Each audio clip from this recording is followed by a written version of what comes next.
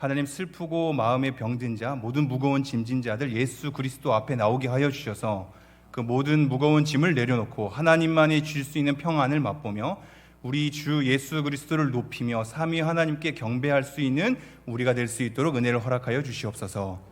하나님, 우리가 하루 일과를 마치고 이 밤에 모였나이다. 하나님, 매주마다 모여서 하나님을 찬양하고 말씀을 들으며 기도를 하는 그런 귀한 성도님들도 있고, 나올까 나오지 말까 고민하다가 그래도 마음이 이끌려 나온 사람도 있고, 정말로 오래간만에 교회에 다시 나와서 하나님께 예배하는 자들도 있나이다. 하나님, 그 모든 걸음이 어찌하였던 하나님께서 이 자리에 불러 모으셨사오니 주 안에서 하나가 되게 하여 주시고, 찬양으로 하나가 되게 하여 주시고, 말씀으로 하나가 되게 하여 주시고, 기도로 하나가 되게 하여 주시옵소서. 하나님, 우리의 모든 속 사정을 아시는 주님, 우리의 모든 형편을 아시는 주님, 하나님께 다시 한번 기도와 간구로 나아가오니 우리의 모든 상황 가운데 일하여 주셔서 하나님의 선하심을 맛보아 알 수 있도록 은혜를 베풀어 주시옵소서. 성령 하나님, 오늘도 일해 주시기를 원합니다. 말씀을 통하여 일하여 주사 하나님의 뜻을 알고 그것을 기뻐하며 하나님을 경외하기를 우리 마음속에 기뻐하는 우리 모두가 될 수 있도록 은혜를 베풀어 주시옵소서. 이 모든 말씀 우리 주 예수 그리스도 이름으로 기도합니다. 아멘. 네, 반갑습니다. 오늘도 말씀을 나눌 수 있어서 감사하고요. 함께 인사를 해볼 텐데요. 오늘은 날씨가 좀 시원하시죠? 그죠? 저번에는 선선했거든요. 선선해서 기도합시다 했는데 오늘은 시원하니까 인사가 뭐겠죠? 시원해서 기도합시다. 함께 앞뒤로 보시면서 시원해서 기도합시다. 네. 나중에 다음 달이 되면 쌀쌀해서 기도합시다. 그 다음 되면 추워서 기도합시다. 이렇게 될 겁니다. 네, 우리 오랜만에 나오시는 분들도 있는데 하나님께서 이끌어 주셔서 너무 감사한 마음입니다. 이제는 말씀 한번 집중하도록 하겠습니다. 오늘 말씀 한번 봉독하겠습니다. 빌립보서 4장 6절에서 7절 말씀. 빌립보서 4장 6절에서 7절 말씀. 네, 우리 두 구절이니까요. 함께 한 목소리를 읽어보겠습니다. 시작. 아무것도 염려하지 말고 다만 모든 일에 기도와 간구로 너희 구할 것을 감사함으로 하나님께 아뢰라. 그리하면 모든 지각에 뛰어난 하나님의 평강이 그리스도 예수 안에서 너희 마음과 생각을 지키시리라. 아멘. 네, 제가 다시 한번 봉독해 드리겠습니다. 내용 잘 헤아려 주시면 감사하겠습니다. 아무것도 염려하지 말고 다만 모든 일에 기도와 간구로 너희 구할 것을 감사함으로 하나님께 아뢰라. 그리하면 모든 지각에 뛰어난 하나님의 평강이 그리스도 예수 안에서 너희 마음과 생각을 지키시리라. 아멘. 기도를 하게 됨으로 누리게 되는 은총들이 생각보다 많습니다. 기도를 함으로 누리게 되는 은총들을 확인하게 될 때 우리의 마음이 기도를 하는 것에 대한 동기부여가 잘 되겠죠. 근데 저번에는 우리가 진실하게 간구하는 자, 진실하게 간구하는 자는 하나님께서 가까이 하신다라는 말씀을 살펴보았습니다. 하나님께서 가까이 하신다는 것이 얼마나 큰 은총인지 진실하게 간구하는 자에게 누리는 은혜인 거거든요. 오늘은 제목을 봐도 아시다시피 우리의 마음과 생각을 지키시는 은혜입니다. 우리의 마음과 생각을 하나님께서 지키신답니다. 그것이 어떠한 자에게 누려지는 은총인지를 우리가 생각해보고 그러한 구절이 나오는 맥락과 그 의미가 무엇인지를 우리가 좀 더 한번 들여다보죠. 사실상 이 6절 7절 말씀은 여러분이 너무나 잘 아는 말씀입니다. 그렇지 않습니까? 대부분 다 암송하는 말씀이거든요. 아무것도 염려하지 말고 다만 모든 일에 기도와 간구로 너희 구할 것을 감사함으로 하나님께 아뢰라. 너무나 잘 아는 말씀이죠. 근데 이게 쉽냐고요? 그죠? 이게 쉽습니까? 아무것도 염려하지 말고 이게 쉽습니까? 이게 단순히 우리가 염려하고 있는데 성경에 나왔잖아, 염려하지 마 이러면 갑자기 우리 염려가 다 사라지고 우리의 생각의 흐름이 다 끊어집니까? 단순하게 홀가분하게 이게 정리가 되시는지요? 그렇지 않잖아요. 우리가 말씀을 읽고 그것을 적용하게 될 때 어떠한 삶의 맥락, 그 사람의 심정, 처한 환경, 고민의 지점, 그 사람의 성향, 이 모든 것을 고려하지 않은 채 말씀에 나와 있으니까 일방적이고 획일적으로 그 사람에게 공격적으로 퍼붓는 것은 오히려 역효과가 날 수 있습니다. 이 말씀 자체는 너무나 옳거든요. 근데 그것을 어떻게, 어떤 마음으로, 어떤 과정을 담아서, 어떠한 심정으로 그 사람에게 전달하느냐에 따라서 굉장히 편차가 큽니다. 아무것도 염려하지 말라는 것이 염려하는 그 대상에게 그 모든 흐름의 맥락을 전혀 고려하지 않은 채 염려하지 마, 성경에서 염려하지 말래잖아 라고 하는 것은 폭력적일 수 있죠. 자기가 뭘 안다고 말이죠. 염려하지 말라라고 오늘 말씀에 등장하는 이 맥락은 생각보다 깊거든요. 단순하지 않고 깊습니다. 우리는 말씀을 자꾸 단순화하면 굉장히 간결하게 끝내서 좋은데 사실은 그렇지 않거든요. 우리 삶이 너무 복잡해서 이 말씀을 적용하기에는 너무나 단순화할 수 없단 말이죠. 우리의 삶은 다양하게 펼쳐져 있고 우리의 심정도 다양하고 복잡하기 때문입니다. 그런 우리에게 그냥 염려하지 마 한마디로 다 정돈되는 건 아니죠. 그래서 오늘 말씀에서 이 6절에 아무것도 염려하지 말고 라는 것은 굉장히 다양한 삶을 다 끄집어고 온단 말이죠. 그냥 염려하지 마 이러는 것이 이것이 모든 염려가 사실상 생각과 마음에 대한 연속선상에서 등장하는 거거든요. 우리는 생각해야 되고 마음을 먹어야 합니다. 염려하지 마라고 할 때 아무 생각하지 않도록 아무 걱정하지 않도록 그것을 다 끊어버리는 것은 오히려 위험할 수 있거든요. 우리는 여러 과정 속에서 우리 스스로의 삶도 돌아봐야죠.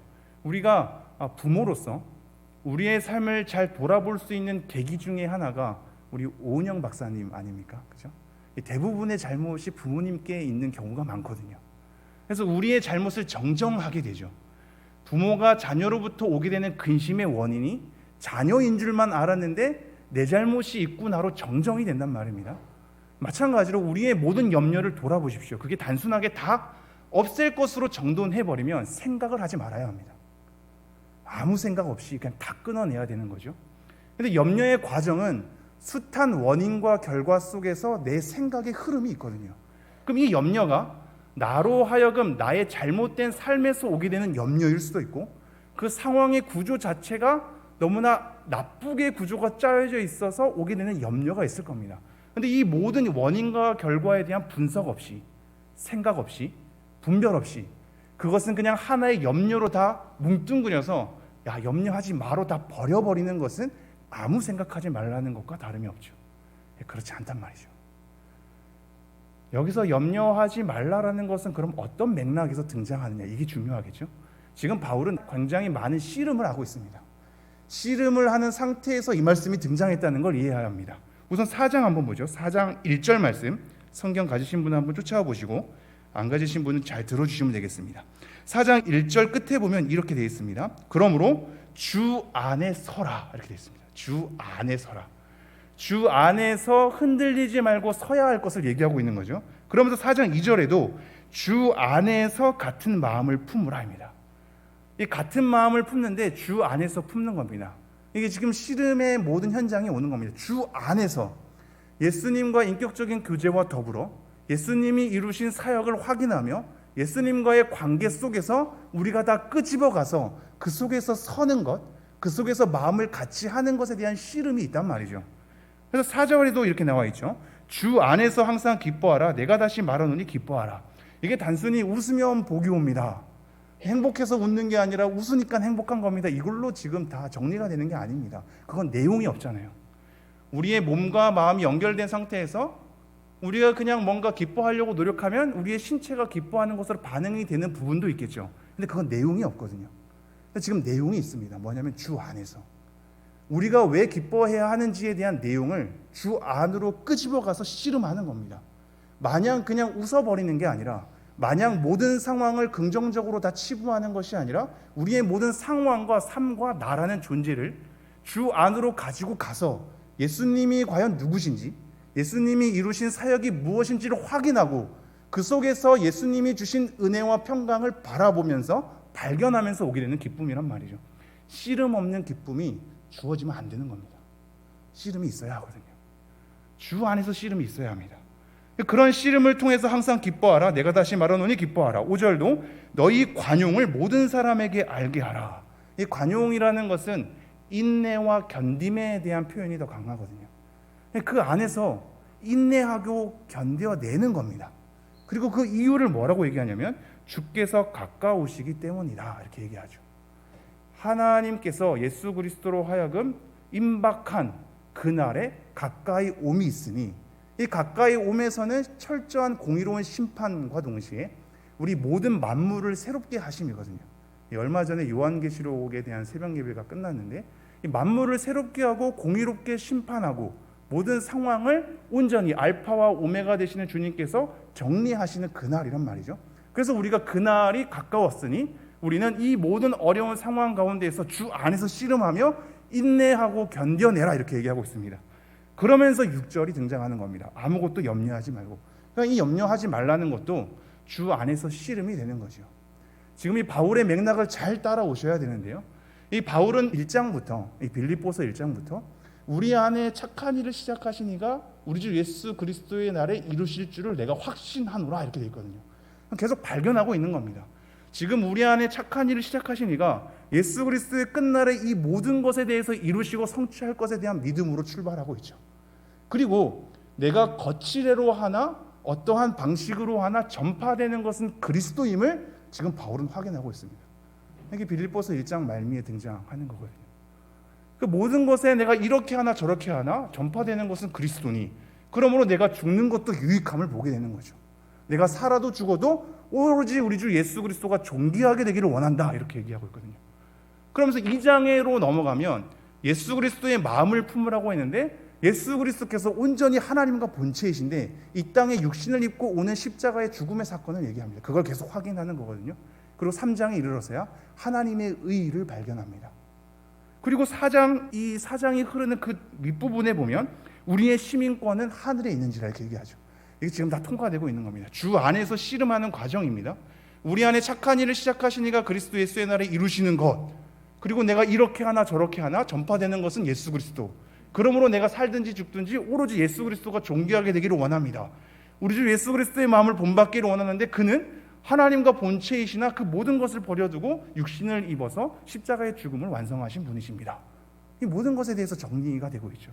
주 안에 기뻐하라, 주 안에 서라가 엄청난 혈투와 씨름이 있단 말이죠. 생각을 해야 합니다.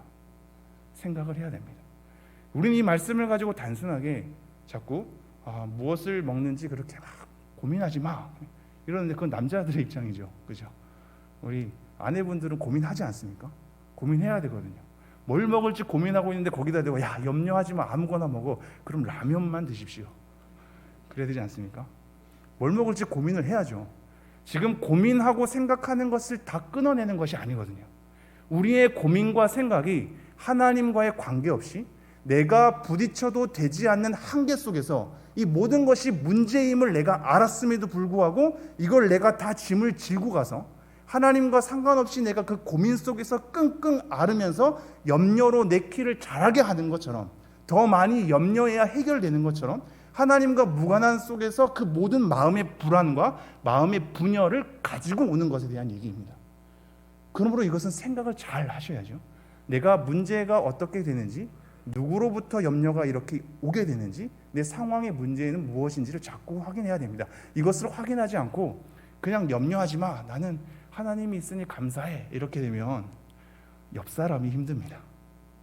옆 사람은 고민하고 결정하고 애쓰면서 엎드리거든요. 근데 저 사람은 걱정하지 마, 하나님이 다 책임져 줄 거야로 단순화시키니 옆 사람은 주관하죠. 그걸 이해하셔야 합니다. 고민과 걱정의 자리를 지나와서 그것이 하나님과 무관하게 내가 안고서 마음이 분열된 상태에서 어쩌지도 못하면서 끌고 가는 그 상황에 대한 이 염려를 하나님 앞에 너 혼자 끌고 가지 말고, 나와 상관없이 하려 하지 말고, 너 힘으로 자꾸 해결하지 말고 그 모든 것이 기도의 자리로 나오는 내용이 되거라, 이렇게 얘기하고 있는 겁니다. 그래서 뭐라고 얘기하냐면요, 아무것도 염려하지 말고 다만 모든 일에 기도와 간구로 이렇게 되어 있죠. 즉 바꿔 말하면 이렇습니다. 여러분의 모든 염려는 기도의 내용이 되어야 합니다. 우리가 가진 모든 염려는 기도의 내용입니다. 기도 제목이 되는 겁니다. 우리가 염려가 된다? 하지마로 끊는 게 아니라 기도의 제목이 되는 거죠. 내가 염려한 모든 것이 하나님과 무관한 채 나 혼자 짊어지고 가는 것이 아니라 하나님께 끌고 가는 겁니다. 하나님, 나 이거 걱정되는데, 나 이거 염려되는데, 저 이거 불안하거든요. 내 문제일 수도 있고 우리 가족의 문제일 수도 있고 내가 담당하는 지역의 문제일 수도 있습니다. 내가 못 보는 한계도 있을 겁니다. 불안하지 말아야 하는데 내 심정상 불안한 것도 있을 겁니다. 하나님, 이거 보여주십시오로 기도의 제목을 삼으십시오.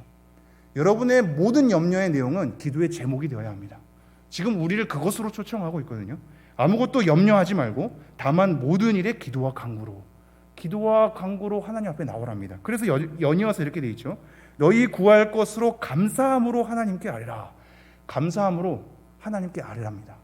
그렇다면 이것 또한 염려가 주 안에서의 씨름의 과정을 거쳐서 하나님께 끄집어 가는 것처럼 감사함으로도 단순하게 그냥 감사해요, 다 감사해야지요로 단순하게 선언되는 것이 아니라 감사함을 가지고 오거든요. 씨름의 과정이 있는 겁니다.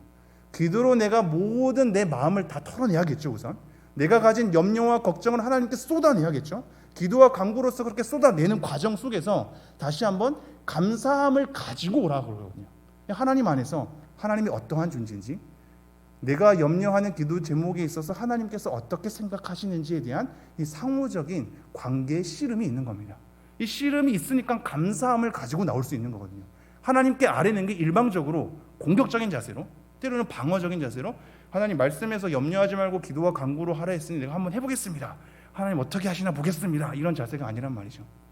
감사함을 가지고 하나님이 어떠한 대상임을 알아, 내가 간구하는 내용에 이 내용이 무엇인 줄 알아, 하나님 앞에 고민할 것 고민하고 내 걱정스러운 내 마음의 염려의 내용을 하나님께 아뢰면서 하나님 앞에서 이 모든 내용이 잘 분별될 수 있도록, 그 속에서 여전히 우리 안에 착한 일을 시작하신 이가 예수 그리스도에 인하여 그것을 모든 것을 완성하실 것을 내가 알기에 그 하나님 앞에 내 모든 문제를 감사함을 가지고 아뢰면서 나아가는 거란 말이죠. 이 부분이 우리 안에 소화가 되어야 합니다. 너무 단순화하지 마십시오. 단순화하면 삶이 괜찮은 것 같지만 사실 아무것도 아니게 됩니다. 아무것도 아니게 됩니다. 그러면서 7절 이렇게 되어 있습니다. 7절 한번 다 같이 읽어보겠습니다. 시작. 그리하면 모든 지각에 뛰어난 하나님의 평강이 그리스도 예수 안에서 너희 마음과 생각을 지키시라. 너무 이 말씀이 너무 소중하지 않습니까? 우리는 이 말씀을 평소에 생각할 때 어떻게 생각하냐면요, 우리가 모든 염려하지 말고 이것을 가지고 하나님께 기도와 간구로 아뢰라, 그러면 하나님께서 다 해결해 주시리라, 이런 식으로 말씀을 조금 뉘앙스를 지니거든요. 하나님께서 뭔가 다 우리가 아뢰일 때 해결해 주는 해결사처럼, 물론 다른 말씀을 통해서 충분히 그러기도 하지만 오늘 말씀에서는 뭐라고 더 와닿게 얘기하냐면, 모든 지각에 뛰어난 하나님의 평강이 그리스도 예수 안에서 너희 마음과 생각을 지키시리라, 이렇게 되어 있습니다. 너가 가지고 있는 모든 염려의 문제 아랠 때 내가 다 해결해 줄게 라고 하지 않고, 너가 염려로서 마음을 끌고 왔는데, 생각을 끌고 왔는데, 오히려 그렇게 하나님께 감사함을 가지고 아뢰면 너의 생각과 마음 지켜줄게, 이렇게 얘기하고 있습니다. 너의 생각과 마음을 지켜줄게. 지금 생각하지 말라고 단절시키지 않죠. 계속 생각하는 과정 가운데 염려를 끌고 왔습니다. 그 속에서 감사함을 가지고 하나님께 아뢰어야 되기 때문에 그것 또한 씨름하고 있습니다. 그 씨름 가운데 하나님께서 이루시는 은혜가 뭐냐면 우리의 생각과 마음을 만져주는 겁니다. 그리고 지키신다고 얘기하고 있죠. 제가 다시 한번 읽어드리죠. 그리하면 모든 지각에 뛰어난 하나님의 평강이 그리스도 예수 안에서 너희 마음과 생각을 지키시리라. 우리 마음과 생각을 지키시겠다 합니다. 염려는 우리의 마음과 생각으로부터 결실이 맺어지기 때문입니다. 염려하지 말아야 될 것을 염려하는 것도 우리의 생각과 판단과 분별을 통해서 열매가 맺어지는 거거든요. 그러므로 그 염려, 잘못된 생각, 잘못된 감정, 잘못된 마음을 가지고 열매 맺는 그 염려 속에서 이것을 내버려 두면 이 염려가 가지고 오게 되는 우리의 삶의 예민함, 그렇지 않습니까? 염려하는 사람은 예민하거든요. 잘못 건드리면 폭발합니다. 내가 이 문제 해결해야 되는 곳으로 다 집중되어 있어서 굉장히 사람이 예민하고 까칠해지거든요. 이 잘못된 모든 결실 속에 마음이 동요되고 분열되어서 맺어진 열매가 그 시작의 근원부터 마음과 생각을 뜯어 고치지 않으면, 하나님께서 만져주시고 지켜주시지 않으면 우리는 계속해서 잘못된 판단과 분별을 통해서 염려라는 결실을 계속 맺게 되거든요. 하나님께서는 처음 시작의 그 마음과 생각부터 만지시겠답니다. 우리를 지켜주시는 거거든요. 기도 너무 대단하지 않습니까? 기도하는데 우리의 마음과 생각을 하나님께서 지켜주겠답니다.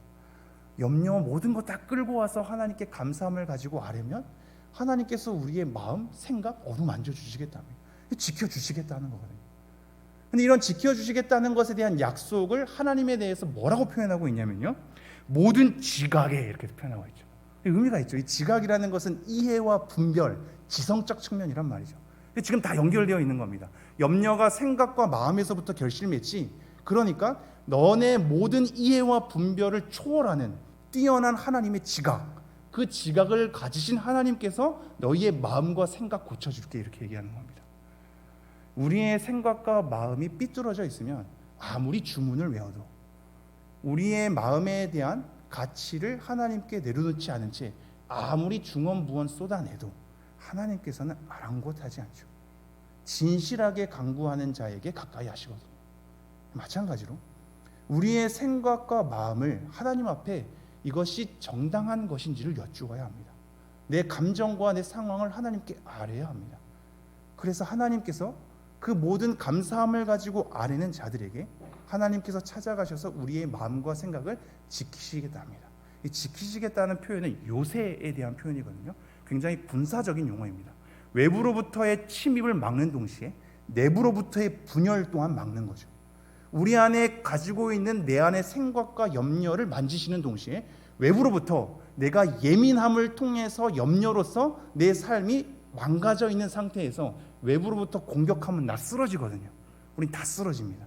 외부로부터의 공격도 막아주시겠답니다. 염려하는 사람은 단지 예민해지는 것뿐만이 아니라 주위 일상의 소중함도 놓치게 되죠. 내가 하나 꽂혀 있으면 주위가 안 보이기 때문에 내 자녀에게도 막대하고 내 사랑하는 아내와 남편에게도 막대하게 됩니다. 편한 사람일수록 우리는 그러한 경향이 짙어지죠. 그러니 외부로부터의 공격과 내부로부터의 분열을 다 지켜주시겠답니다. 하나님께서 우리의 마음과 생각을. 근데 그 하나님이 어떤 하나님이라고요? 평강의 하나님입니다. 평강의 하나님. 이게 평화, 평안으로 번역될 수 있거든요. 근데 이 평화와 평안이 단순히 심리적인, 우리는 평안 이러면 뭔가 마음이 고요하고 행복하고 차분한 상태, 이런 식으로 평안을 이해하는데 이것은 평화거든요. 하나님께서 모든 막힌 담을 허물어서 하나님과 올바른 관계를 맺게 되는 평화를 가져오는 것이 평강의 하나님입니다. 그래서 로마서 16장에는 이것이 보다 강하게 등장합니다. 평강의 하나님이라면 뭔가 부드럽고 온유한 것만 같은데 로마서 16장 20절에는 보다 강하거든요. 평강의 하나님이 사탄을 너희 발 아래에 밟고 이기게 하시겠다, 이렇게 얘기합니다. 하나님의 이 평강이 사탄을 발 아래 짓누르게 하는 강한 군사적인 의미도 가지고 있는 거죠. 굉장히 멋있지 않습니까? 이 평강의 하나님께서 우리를 지키시겠답니다. 외부로부터 내부로부터. 그래서 지금 이렇게 되죠. 마지막 9절 한번 보겠습니다. 9절. 너희는 내게 배우고 받고 듣고 본 바를 행하라. 그리하면 평강의 하나님이 너희와 함께 계시리라. 이 9절에도 평강의 하나님이 함께 계신다는 것이 등장하거든요. 근데 이것이 강조되는 주요 명령을 보십시오. 잘 보십시오. 6절, 7절에는 기도하라고 얘기하고 있지 않았습니까? 그것이 생각을 가지고 오는 거거든요. 그러면서 생각을 지켜주신다고 하죠. 그러니까 8절 끝에 뭐라고 얘기하냐면 이것을 생각하라, 이렇게 얘기합니다. 그리고 9절에 뭐라고 얘기하냐면 이것을 행하라, 이렇게 얘기하죠. 기도하고 생각하고 행하라. 기도와 생각과 행하는 것은 연결되어 있는 겁니다. 정리하겠습니다. 오늘도 우리는 기도할 겁니다. 여러분의 염려 다 가지고 오십시오. 그것이 정당한 염려인지 아닌지도 다 가지고 오십시오. 하나님 앞에 아뢰십시오. 하나님께 아뢰일 때 씨름하십시오. 그냥 무작정 주문처럼 일방적으로 던져내는 것이 아니라 우리 하나님이 어떤 하나님인지, 어떤 일을 이루어내시는지를 확인하면서 그 하나님 안에서 나의 문제가 어떻게 발견되는지를 깊게 들여다보셔야 합니다. 그 속에서 씨름하고 주 안에서 관계를 맺으며 씨름해야 그렇게 하나님께 기도와 간구하며 감사함으로 하나님께 아뢰야 하나님께서, 다른 하나님도 아니고 평강의 하나님께서 우리의 마음과 생각을 지키시겠답니다. 외부로부터 내부로부터 다 지키시면서 우리의 삶을 어떻게 끌고 가실지 경험하는 여러분 되었으면 좋겠습니다. 여전히 오늘도 기도할 때 평강의 하나님께서 우리를 지켜주시기를, 우리의 마음과 생각을 만져주시기를, 하나님의 사랑 가운데 우리를 끌고 가주시기를 간절히 소망하면서 기도하는 여러분 되기를 간절히 소망합니다. 우리 함께 말씀을 근거한 기도 읽어보도록 하겠습니다. 시작. 염려의 내용을 기도 제목으로 삼아 감사함으로 하나님께 아뢰는 사람이 되게 하여 주소서. 그리하여 하나님의 평강이 우리의 마음과 생각을 지키는 은혜를 누리게 하소서. 이 기도 제목으로 기도할 텐데 우리 찬양 한 곡 부르면서 기도의 자리로 나아가죠.